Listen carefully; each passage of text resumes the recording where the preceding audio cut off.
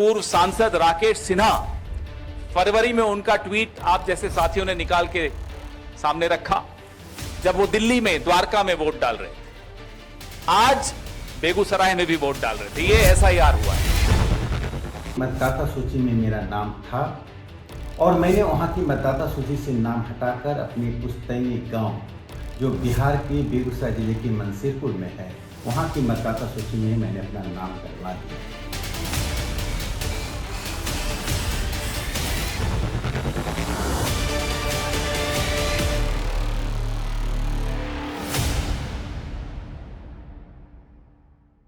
नमस्कार, मैं रवीश कुमार। बिहार में पहले चरण का मतदान भी हुआ और पहले ही चरण में कांड भी हो गया।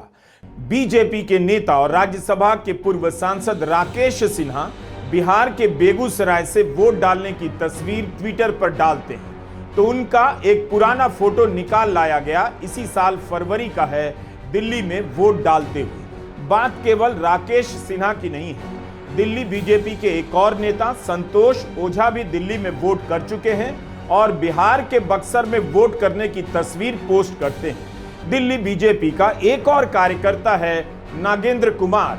नागेंद्र ने सिवान में वोट डालने की तस्वीर पोस्ट की है और उसकी भी तस्वीर दिल्ली में वोट डालने की निकल आई है। उधर बिहार में प्रियंका गांधी तीनों मुख्य चुनाव आयुक्तों का नाम लेकर नारे लगवाने लग गईं। आप सोचते हो आप रिटायर कर लोगे, चैन का जीवन जियोगे इस तरह का घोटाला करके, तो याद रखो ये देश आपको नहीं भूलेगा। आज से हर सभा में मैं इनके नाम सुनाऊंगी और हर सभा में आपसे बुलवाऊंगी। बोलिए मेरे साथ, ज्ञानेश कुमार।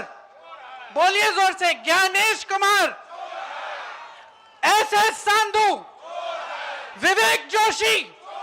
और याद रखिए इनके नाम, और याद रखिए कि ये देश आपका है, ये बिहार आपका है।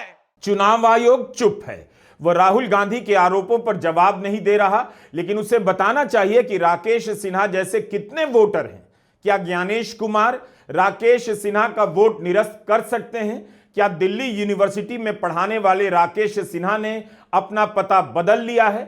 राकेश सिन्हा ने जो जवाब दिया है उस पर सवालों का अंबार लग गया है। जवाब यह दिया कि राजनीति इतनी हल्की हो सकती है, इसका अंदाजा मुझे नहीं था। संविधान में आस्था रखने वालों पर सवाल करने वाले पर सवाल करने वालों को 100 बार सोच लेना चाहिए था। मेरा नाम दिल्ली की मतदाता सूची में था। बिहार की राजनीति में सक्रियता के कारण मैंने अपना नाम गांव मंसेरपुर करा लिया। क्या इस आरोप के लिए मैं मानहानि करूं? अगर 2 जगह वोट डालने की तस्वीर मिलेगी तो सवाल करने का यह मतलब नहीं कि राजनीति हल्की हो गई है। दिल्ली की मतदाता सूची में मेरा नाम था और मैंने वहां की मतदाता सूची से नाम हटाकर अपने पुश्तैनी गांव जो बिहार के बेगूसराय जिले के मंसेरपुर में है, जहां मेरा घर है, जो मेरा स्थायी पता है, जहां मेरी खेती है, जहां मेरे लोग रहते हैं, मेरे घर के लोग रहते हैं, वहां की मतदाता सूची में मैंने अपना नाम डलवा दिया। और मेरा देश की मतदाता सूचियों में से सिर्फ बिहार की मतदाता सूची में नाम है।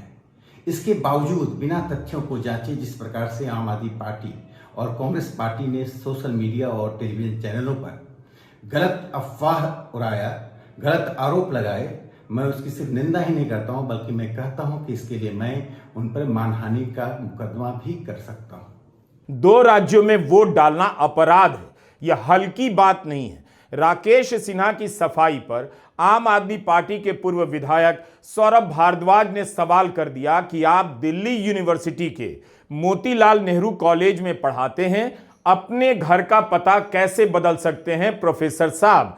राजनीतिक सक्रियता के लिए वोट बदलवाना कहां अनिवार्य है नेताजी?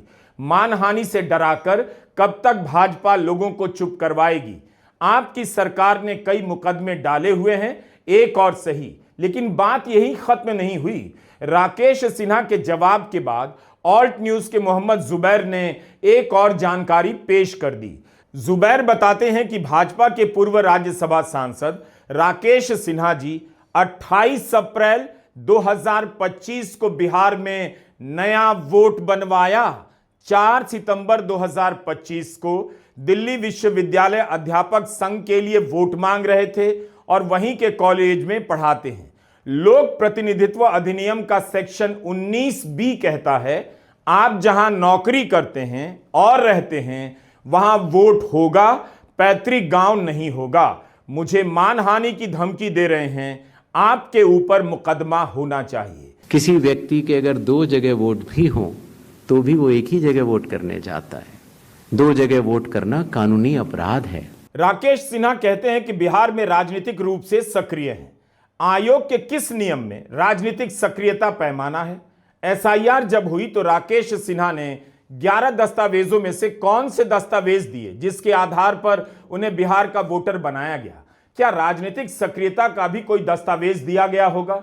जुबैर ने एक और महत्वपूर्ण जानकारी दी कि राकेश सिन्हा का वोटर कार्ड 28 अप्रैल 2025 में बना, यानी फरवरी में दिल्ली में वोट डालने के 2 महीने के बाद वे बिहार में वोटर आई कार्ड बनवाते हैं। ज्ञानेश कुमार को बताना चाहिए कि राकेश सिन्हा दिल्ली में पढ़ाते हैं, कई साल से पढ़ाते हैं, तो उनके वोटर आई कार्ड पर बिहार का पता कैसे है? क्या यह कानूनी है? संविधान के अनुच्छेद 326 में हर मतदाता की पात्रता स्पष्ट रूप से लिखी गई है और वो पात्रता ये कहती है कि मतदाता सूची में नाम आने के लिए सिर्फ भारत के नागरिक और 18 वर्ष की आयु पूरे कर चुके व्यक्ति ही पात्र हैं। रेजिडेंसी लॉज भी हैं जो कि अलग कानून में बनते हैं, जो कि ऑर्डिनरी रेजिडेंट हैं। राकेश सिन्हा कहां के ऑर्डिनरी रेजिडेंट माने जाएंगे, बिहार के या दिल्ली के? ज्ञानेश कुमार को यह भी बताना चाहिए कि क्या जिसने दिल्ली में वोट डाला है वो वहां का नाम कटवाकर बिहार में वोट डाल सकता है? और बिहार के एसआईआर में ऐसे कितने वोटर हैं जो दिल्ली, यूपी, महाराष्ट्र, हरियाणा में वोट डाल चुके हैं? इस हिसाब से एसआईआर की जांच होनी चाहिए कि इसकी लिस्ट में ऐसे कितने मतदाता हैं जिन्होंने पिछले 6 महीने में अलग अलग राज्यों में वोट दिया, अब वहां से नाम कटवाकर एसआईआर का लाभ उठाकर बिहार में वोट कर रहे हैं। चुनाव आयोग एसआईआर के नाम पर एक ही साल में 2-2 राज्यों में वोट करने की सुविधा किसी मतदाता को कैसे दे सकता है? एसआईआर तो इसलिए हुई कि अगर आप यूपी, हरियाणा, दिल्ली में रहते हैं तो आप बिहार में वोट नहीं डाल सकते। यह संतोष ओझा हैं, भाजपा दिल्ली के पूर्वांचल मोर्चे के अध्यक्ष। नाम के साथ ही बीजेपी लिखा है। सौरभ भारद्वाज आम आदमी पार्टी के पूर्व विधायक ने इनकी तस्वीर का मामला पकड़ा। 6 नवंबर को बिहार के बक्सर में वोट करने की तस्वीर संतोष ओझा ने खुद ही डाली है और 5 फरवरी 2025 की भी एक तस्वीर निकल आई कि संतोष ओझा दिल्ली में वोट कर रहे हैं। इसके अलावा सौरभ मिलवाते हैं बीजेपी के नागेंद्र कुमार से, ये भी बीजेपी के कार्यकर्ता हैं। 5 फरवरी 2025 को दिल्ली के द्वारका में वोट डालते हैं, फोटो पोस्ट करते हैं। यही नागेंद्र कुमार सिवान में वोट डालते हैं, फोटो पोस्ट करते हैं। यानी एक आदमी 2-2 जगह से वोट कर रहा है। यही नहीं, मनोज मिश्रा एक और नाम आया है। सुप्रिया श्रीनेत ने ट्वीट किया है कि मनोज मिश्रा बीजेपी दिल्ली के उत्तर पूर्वी जिले के पूर्वांचल मोर्चा के जिला उपाध्यक्ष हैं। इनकी तस्वीर जेपी नड्डा के साथ है। इनका वोटर कार्ड उत्तर पूर्वी दिल्ली में रजिस्टर्ड है। दिल्ली चुनाव में जोर शोर से बीजेपी की सरकार बनवा रहे थे, आज बिहार में वोट कर रहे हैं। तो 4-4 नाम सामने आ चुके हैं। एसआईआर का मजाक उड़ चुका है। क्या इन बातों को नकार दिया जाएगा? गोदी मीडिया क्यों नहीं ज्ञानेश कुमार से पूछ रहा है? ये केवल 4 उदाहरण नहीं है और मामूली नहीं है, ऐसे कितने ही उदाहरण हो सकते हैं और उसे पकड़ना केवल राजनीतिक दलों के बस की बात नहीं। अगर कांग्रेस या आम आदमी पार्टी अपनी तरफ से दावा करती कि बीजेपी के नेता राकेश सिन्हा ने बेगूसराय और दिल्ली में वोट किया है तो कोई सवाल कर सकता था कि इसका सबूत क्या है, मगर प्रमाण तो खुद राकेश सिन्हा दे रहे हैं, फोटो पोस्ट कर रहे हैं। अब कह रहे हैं मानहानि करेंगे। अब आप देखिए कि ये बात आप तक ना पहुंचे, इसके लिए गोदी मीडिया किन किन तरीकों से चुप्पी साध लेता है। आम आदमी पार्टी के पूर्व विधायक इन 3 नेताओं के 2-2 राज्यों में वोट करने की तस्वीर को 4-4 अखबार और 3-3 न्यूज चैनलों को टैग करते हैं, यानी अपनी तरफ से अखबार को बता रहे हैं कि इन 3 लोगों ने बिहार और दिल्ली में वोट किया है, तीनों ही बीजेपी के नेता हैं। सौरभ विनती कर रहे हैं कि आप इस खबर को वो जगह दीजिए जिसकी ये हकदार है। हरियाणा की वोटर लिस्ट में 2 बूथ में एक महिला का चेहरा 200 बार से ज्यादा आता है। वोटर लिस्ट में एक महिला को हरियाणा में 200 वोट से ज्यादा मिले हैं 2 बूथ में। एक और महिला है जिसका नाम 100 बार वोटर लिस्ट में आता है। 10 अलग अलग बूथों में उसने वोट दिया है। बीजेपी के नेता उत्तर प्रदेश से जाकर बिहार में वोटिंग कर रहे हैं। उनका वोट उत्तर प्रदेश में है, उनका वोट बिहार में है, हरियाणा में है। हजारों लोग उत्तर प्रदेश में वोट करते हैं और वही लोग जाके हरियाणा में वोट कर रहे हैं। भाई और बहनों, सबसे बड़ी बात, ब्राजील की एक महिला जो हिंदुस्तानी नहीं है, उसको हरियाणा के चुनाव में इलेक्शन कमीशन ने 22 वोट दिए हैं। मैं आपको क्यों बता रहा हूं? क्योंकि भाई और बहनों, बीजेपी ने हरियाणा का चुनाव चोरी किया, मध्य प्रदेश का चुनाव चोरी किया, महाराष्ट्र का चुनाव चोरी किया, छत्तीसगढ़ का चुनाव चोरी किया, लोकसभा का चुनाव चोरी किया है और अब ये बिहार का चुनाव चोरी करने की कोशिश कर रहे हैं। 5 नवंबर को दिल्ली में प्रेस कॉन्फ्रेंस और वोट चोरी के दावों के दूसरे दिन भी चुनाव आयोग ने कोई आधिकारिक जवाब नहीं दिया। राहुल गांधी ने दावा किया था कि यूपी के हजारों बीजेपी कार्यकर्ताओं के नाम हरियाणा के वोटर लिस्ट में हो सकते हैं। इस आरोप का जवाब आयोग की चुप्पी से नहीं दिया जा सकता है। इसकी जांच के लिए चुनाव आयोग को खुद आगे आना चाहिए, कोई पारदर्शी तरीका अपनाना चाहिए। ये पूरा जो स्ट्रक्चर बनाया गया है इसके लिए बनाया गया है कि हमारे लोगों को 2, 3, 4, 5 बार वोट कराया जाए और कांग्रेस पार्टी और विपक्ष के लोगों को वोटर लिस्ट से हटाया जाए। ये नीचे प्रहलाद जी, सरपंच मथुरा डिस्ट्रिक्ट, ये होडल असेंबली में वोट कर रहे हैं। Here's another one, mister Prahlad, BJP sarpanch Mathura district, there he is in UP, here he is in Hodal assembly, same man, right? Here the same, father's name is the same, Totaram, Prahlad. And here he is standing with the nephew of Lakshmi Narayan. हम नहीं जानते कि यह काम कितने बड़े पैमाने पर किया जा रहा होगा। पड़ोसी जिले के बीजेपी के कार्यकर्ताओं के नाम अगर दूसरे राज्यों के वोटर लिस्ट में हैं तो इसे गंभीरता से लिया जाना चाहिए। इस प्रेस कॉन्फ्रेंस के अगले दिन खुद बीजेपी के नेता बिहार में वोट डालने का फोटो पोस्ट करते हैं जो पहले दिल्ली में वोट डाल चुके हैं। क्या इसके बाद भी राहुल गांधी की प्रेस कॉन्फ्रेंस को खारिज किया जा सकता है? अगले दिन बीजेपी के ही लोग साबित करते हैं कि राहुल के आरोप सही हैं और चुनाव आयोग है कि जवाब नहीं देता। क्या देश की जनता उन सवालों के जवाब जानना ही नहीं चाहती जिन्हें राहुल गांधी ने उठाए हैं? चुनाव आयोग सवालों के घेरे में है, उसे जवाब देना चाहिए। कहा जा सकता है कि 5 नवंबर को राहुल गांधी ने प्रेस कॉन्फ्रेंस की, अगले दिन मतदान था बिहार में, तो चुनाव आयोग उसकी तैयारियों में व्यस्त था। और जैसा कि इस वीडियो में दिख भी रहा है, बिहार में 121 सीटों के लिए जो मतदान हो रहा था उसकी निगरानी में मुख्य चुनाव आयुक्त काफी व्यस्त नजर आए।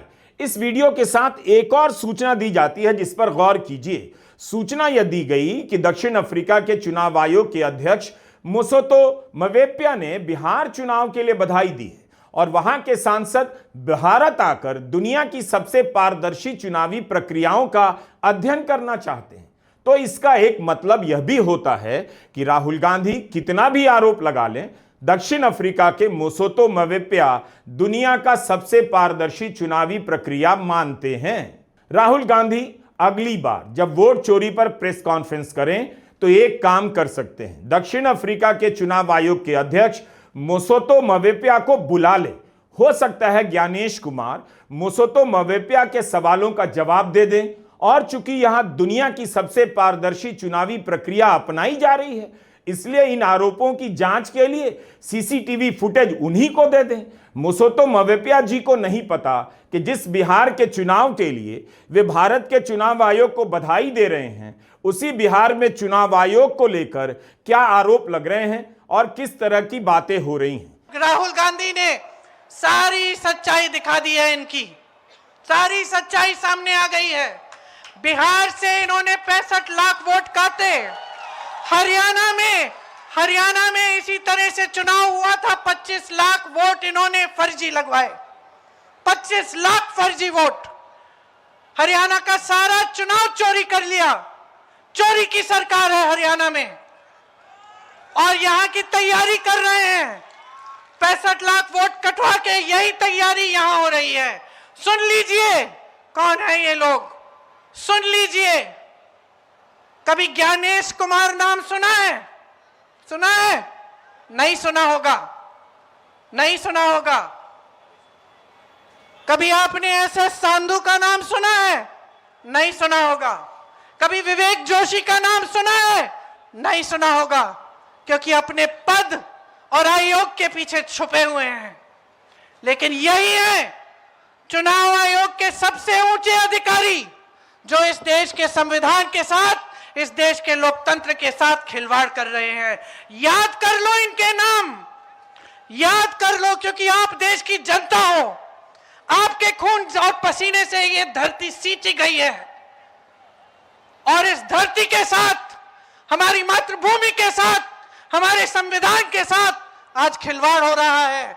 आपके अधिकारों के साथ खिलवाड़ हो रहा है, आपके अधिकारों को छीना जा रहा है, और यही 3 लोग छीन रहे हैं। इनके नाम मत भूलो, इनको पद के पीछे छुपने मत दो, इनको आयोग के पीछे छुपने मत दो। ये देश बहुत उदार है, सुन लीजिए तीनों, सुन लीजिए। ये देश बहुत उदार है, ये देश बहुत कुछ देता है, ये देश बहुत आगे बढ़ाता है।